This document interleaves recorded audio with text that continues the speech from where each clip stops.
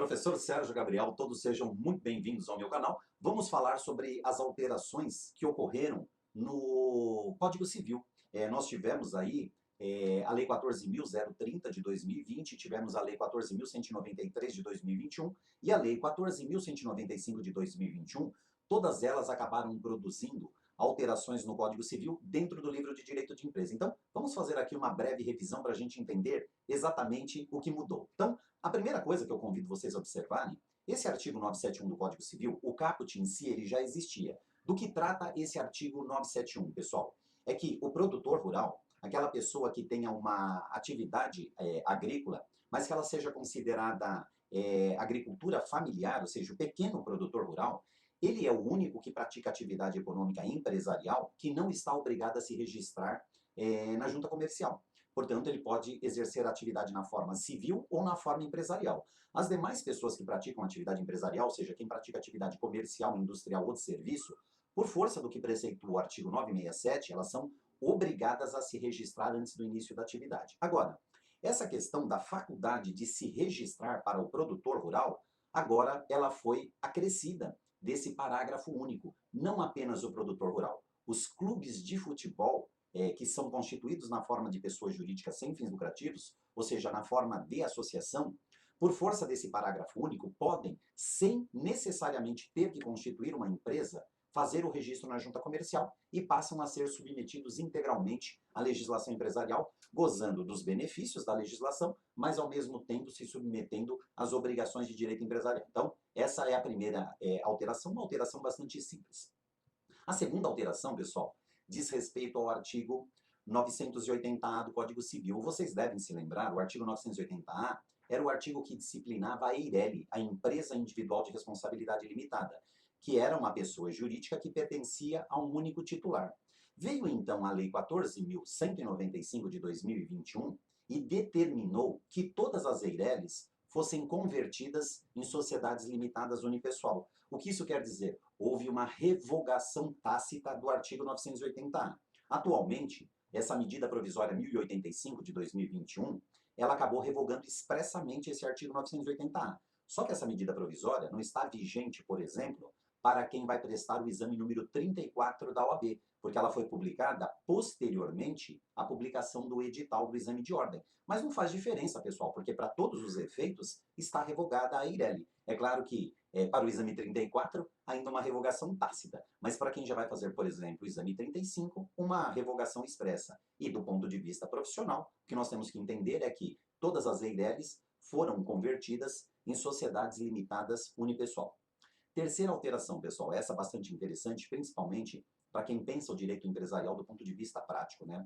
O artigo 1015, ele falava justamente sobre os atos praticados pelos administradores. Observem aqui, anteriormente nós tínhamos o parágrafo único com 3 incisos, inclusive o terceiro, ele trazia uma teoria famosa em direito empresarial, que é a chamada teoria ultra vires societatis. O que é isso, pessoal?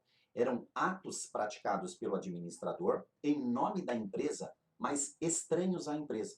Então, quem contratasse esses atos estranhos, o terceiro que contratasse com aquela empresa, atos estranhos que não faziam parte da empresa, eles não podiam depois, num eventual prejuízo, ingressar com uma ação de responsabilidade contra a pessoa jurídica, contra a sociedade. Eles eram obrigados a ingressar com a ação diretamente contra esse administrador que praticou esse ato estranho. Agora não. Agora o legislador ele revogou todas essas hipóteses e, consequentemente, agora a sociedade responde por qualquer ato que o seu administrador venha praticar. Então, isso acaba exigindo por parte dos sócios de uma sociedade um dever de cautela e de fiscalização ainda maior em relação aos administradores da sociedade, tá bom? Próxima alteração, pessoal, e uma alteração bastante estranha, vocês já vão entender por quê. O artigo 1033 do Código Civil, que é um artigo próprio da sociedade simples, mas que se aplica subsidiariamente à sociedade em nome coletivo, à sociedade em comandita simples e à nossa querida sociedade limitada. Ele prevê, então, as formas em que poderá ocorrer a dissolução da sociedade. Uma das hipóteses era a sociedade ficar com falta de pluralidade de sócios. Por quê?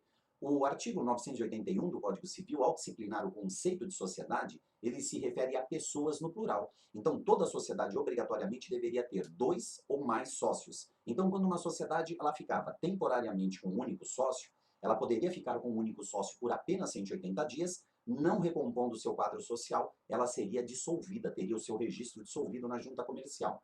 Mas a sociedade limitada sofreu uma alteração, lembra disso? A Lei da Liberdade Econômica introduziu o parágrafo 1º no artigo 1052, permitindo que uma sociedade limitada fosse constituída por um único sócio. Então, claro, esse dispositivo aí que falava que a sociedade podia ser dissolvida se tivesse apenas um sócio, não se aplicaria mais à sociedade limitada por uma questão de lógica jurídica. Mas veio o legislador com a Lei 14.195 e simplesmente excluiu, revogou esse dispositivo, o que em tese seria a mesma coisa que dizer que agora uma sociedade em nome coletivo, uma sociedade em comandita simples, uma sociedade simples, também poderão permanecer com um único sócio, porque isso não é mais causa de dissolução da sociedade, tá bom? É estranho, mas foi isso que o legislador fez, tá bom, pessoal? E para a gente encerrar aqui as alterações do Código Civil, pessoal. O artigo... não encerra não, ainda tem outra, tá? O artigo 1080-A, porque, portanto, se tem uma letrinha, é porque ele foi introduzido, né? Ele foi introduzido pela Lei 14.030 para tornar definitivo aquilo que já havia sido permitido transitoriamente para a pandemia.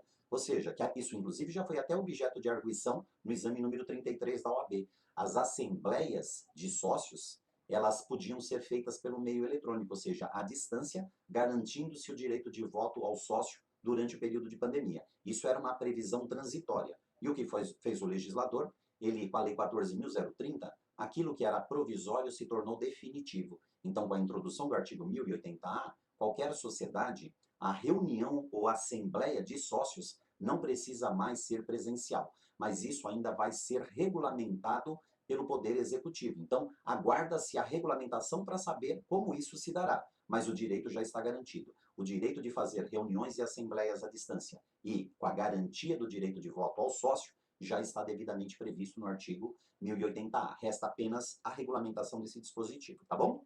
E aí, agora sim, a última alteração, na verdade são duas alterações, mas no mesmo sentido.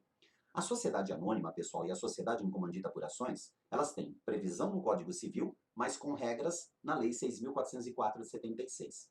Até anteriormente a essas alterações produzidas pela Lei 14.195, quando a gente ia elaborar o nome empresarial, aquilo que popularmente nós chamamos de razão social, de uma sociedade anônima ou de uma sociedade em comandita por ações, a gente era obrigado a colocar o objeto social no nome. O que é o objeto, pessoal? O que é o objeto social? É o ramo de atividade. Agora, se vocês observarem, com a alteração dos artigos 1160 e 1161, exatamente no mesmo sentido, os dois, não é mais obrigatório você inserir o ramo de atividade no nome da empresa. Ele passa a ser meramente facultativo, tá bom? Então, assim, a gente encerra as nossas alterações. Eu queria dizer, se você curtiu esse vídeo, deixa um like aí. Se você tem críticas ou sugestões, deixa o seu comentário, será super bem-vindo. E aí, é claro, se inscreva no canal se você ainda não é inscrito, se ligue aí ativando as notificações para você receber então as nossas novidades, tá certo? Eu vou encerrar dizendo que empresarial é mais legal.